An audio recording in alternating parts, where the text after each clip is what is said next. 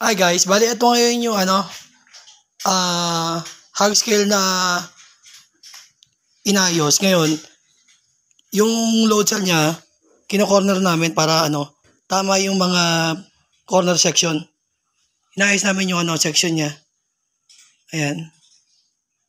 Bali nandito kami sa sa Rosario, Batangas.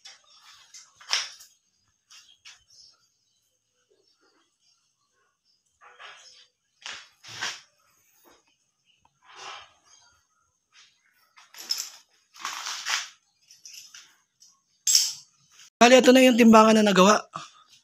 Ayan. So, pasok ako, timbangan natin.